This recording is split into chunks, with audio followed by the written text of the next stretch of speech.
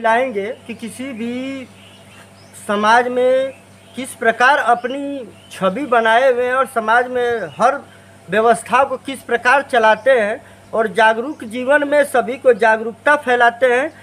और जिस प्रकार हमारे देश में दारू और शराब से जनता त्रस्त होकर मर रही है, बर्तन बेच दे रही है, जेवर बेच दे रही है और छोटे छोटे बच्चे अनाथ हो जा रहे हैं। हमने आपको आजमगढ़ का भी दशा दिखाई थी। और जिस प्रकार इस समय होली का त्यौहार चल रहा है और त्यौहार में अधिकतम ये समस्या बढ़ जाती है, तो हमारे बीच एक सामाजिक कार्यकर्ता भी हैं और संस्था को चलाते हैं। उनसे मिलेंगे, उनसे बातें करेंगे कि ये किस प्रकार इस जो अभिशाप बनी नशा है, ये नशा मुक्ति अभियान में ये किस नज़र से देखते हैं, क्या कहना चाहते हैं समाज से, इनसे बातें करेंगे। बहुत बहुत धन्यवाद सर आपका हमारे चैनल में। नमस्कार सर जी, जैसे कि हमारे देश में नशा एक बहुत बड़ा अभिशाप हो गया है। लोग बर्तन और अनाज और जेवर तक बेच के दारू पी जाते हैं, उनके बच्चे अनाथ हो जाते हैं। इसके लिए कि आप कुछ शब्द कहें। नशा एक ऐसा अभिशाप है समाज के लिए जी जो बहुत ही बड़ा जहर है। जी इस जहर से हम समाज के तमाम वर्ग के, छोटे हो बड़े हो, जो भी नशाखोरी करते हैं, उससे उस समाज का समूल नष्ट व उनके परिवार बच्चों सबका समाप्त हो जाता है। जी जब कोई भी आदमी नशा करता है तो वो विवेकहीन हो जाता है। उसके अंदर संवेदना नहीं होती है, उसके अंदर भाव नहीं होता है, उसके अंदर ममता नहीं होता है, उसके अंदर करुणा नहीं होती है, मानवता नहीं होता है। जब व्यक्ति इस तरह हो जाता है तो वो ना अपने बच्चों के बारे में सोच पाता है, ना अपनी पत्नी के बारे में सोच पाता है और ना ही उसे परिवार और समाज के बारे में सोच पाता है। क्योंकि मित्रों, जब आदमी नशा कर लेता है तो उस नशा का आदी हो जाता है, उस नशा के अंदर वो लिप्त हो जाता है, उस नशा में उतर जाता है। जब आदमी नशा में उतर जाता है तो उसको कुछ भी नहीं दिखाई देता है कि वो क्या कर रहा है।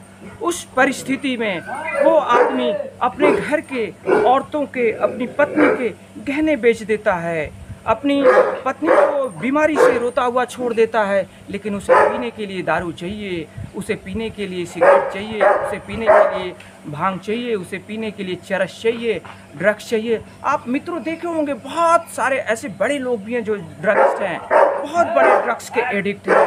उन्होंने सारा साम्राज्य, सब कुछ दुनिया में अपना गंवा दिया।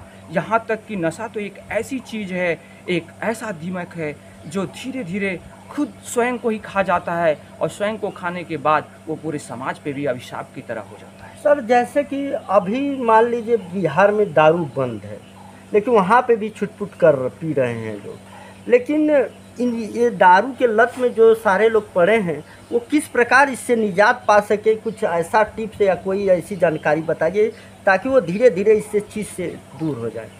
हमें अगर इस नशा से मुक्ति दिलानी है, समाज को, व्यक्ति को नशा से मुक्ति दिलानी है, तो पहले तो हमें इतना जागरूक होना पड़ेगा कि उस व्यक्ति को, उसके घर को, उसके परिवार को और समाज में एक ऐसा भाव डेवलप करना होगा, एक ऐसी दिशा देनी होगी जिसमें स्पष्ट करना होगा कि ये आदमी दारू पीता है, इसे सामाजिक परिदृश्य में, सामाजिक समीकरण में हम उसको बाइकाट करें। दारू पीने वाले को अपने हम साथ न रखें। हम जब उसको बाइकाट करेंगे, समाज उसको बाइकाट करेगा, परिवार उसको बाइकाट करेगा, व्यक्ति उसको बाइकाट करेगा, तो वो हो सकता है कि एक सुधरने की स्थिति में आ जाए और वो सुधर जाए। दूसरा चीज़ ये है कि हम किसी भी परिस्थिति में चाहे जो भी हो, हम जन जन तक इसको पहुंचाएं कि नशा हमारे लिए कितना घातक है, समाज के लिए, हमारे व्यक्ति के लिए, हमारे शरीर के लिए एकदम अभिशाप है और ये बहुत बड़ी भयंकर बीमारी है। इससे मुक्ति के लिए हमको जन जन तक हर आदमी को जागरूक करना होगा, समाज के अच्छे लोगों को जोड़ना होगा कि हर तबके में जो नशाखोरी करते हैं उनको मुक्ति दिलानी होगी, उनके साथ मिल के काम करना होगा। उनके साथ नहीं मानते हैं, प्यार से नहीं मानते हैं, तो उनको समाज से बहिष्कार करना होगा, उनको हटाना होगा, उनको एक भय दिखाना होगा कि आपके साथ लोग नहीं रहेंगे क्योंकि आप नशाखोरी करते हैं, आप दारू पीते हैं, आपका बच्चा रोता है, आपके घर में खाना नहीं है, फिर भी आप उसके गहने बेच के दारू पीते हैं। तब जा कर के ये कहीं हमारा समाज सुधर पाएगा। देखिए सर जी ने एक बहुत ही बड़ी बात कही और बहुत ज्वलंत भी बात कही कि यदि आप शराब नहीं पीते हैं तो आपके पास वो आती नहीं है, क्योंकि ये सबसे बड़ा दोष आपका दोष है जो शराब को सेवन करते हैं। और कहीं न कहीं सर जब सेवन लोग करते हैं तो वो अपने परिवार की तरफ क्यों नहीं देखते? उनके छोटे बच्चे होते हैं, उनकी माँ होती है। मैंने पहले ही आपको कह दिया कि शराब के नशे में जब व्यक्ति नशा में हो जाता है तो वो विवेक अपना भाव, अपना ब्रेन, अपना दिमाग, अपना सब कुछ खो देता है।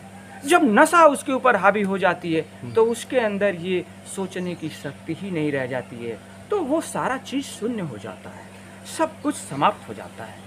तो कैसे सोच पाएगा अपने परिवार, अपने बच्चे और अब सबके बारे में? इन्होंने बहुत ही ज्वलंत और बहुत ही, जैसा इनका नाम है सुशील सिंह, वैसा ही सुशील और बहुत ही सुंदर विचार रखा है, जो कि समाज को इनकी बातों पर पूर्ण रूप से अमल में लाना चाहिए। क्योंकि यदि हमारा समाज नशा मुक्त होगा, हम नशा मुक्त होंगे, हमारा परिवार नशा मुक्त होगा, तभी हमारा देश का विकास होगा और जन जन का विकास होगा। दोस्तों, समाज में जिस प्रकार नशा बढ़ रही है, इस पे सरकार को भी ध्यान देने वाली बात है और समाज को भी। यदि सरकार इस पे भी ध्यान दे कि जितना हमें समाज में दारू का ठेका खुल रहा है और अनेक देख रहे हैं कि 200 मीटर के स्कूल के बीच के में भी ठेका खुल जा रहा है, इस पे भी कोई भी सरकार हो, इस पे भी फोकस करे। चूँकि कहीं न कहीं ये चुनावी माहौल हो या होली हो, इस पे बढ़ जाता है। सर ये देखते हैं कई बार चुनाव में होली दीपावली पे बढ़ जाता है। सरकार ने तो स्पष्ट शब्दों में कह रखा है कि कोई भी ठेके की दुकान जी किसी भी सार्वजनिक स्थल से लेकर के किसी भी शैक्षणिक स्थल पे से कम 500 मीटर की दूरी पे होनी चाहिए। उसके आसपास कोई भी शराब या मादक पदार्थों की बिक्री न करे, क्योंकि स्कूल एक ऐसा मंदिर है, एक ऐसी जगह है जहाँ से हमारे भविष्य, हमारे समाज का शुरुआत होता है। हमारे नौनिहाल, हमारे बच्चे उसी मंदिर के पाठशाला में पढ़ करके इस देश को, घर को, समाज को चलाने का काम करते हैं। तो सरकार की नीयत साफ होनी चाहिए।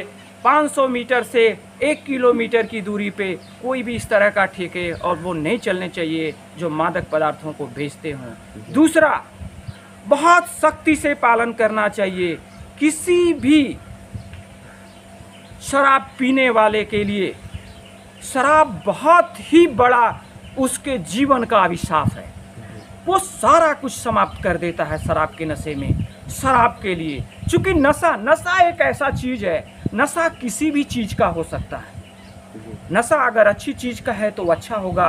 किसी को पढ़ने की नशा है तो IAS होता है, किसी को नेतागिरी की नशा है तो नेता बनता है, किसी को एक्टिंग की नशा है तो वो एक्टर बनता है, किसी को व्यवसाय की नशा है तो व्यवसाय करता है।